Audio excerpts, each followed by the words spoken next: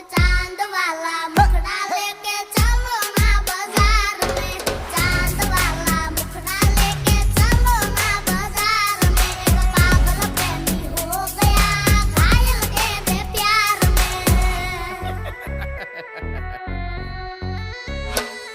अरे मेकअप वाला मुखड़ा लेके ना चलो बाजार में, मेकअप वाला मुखड़ा लेके ना चलो बाजार में। एक पागल प्रेमी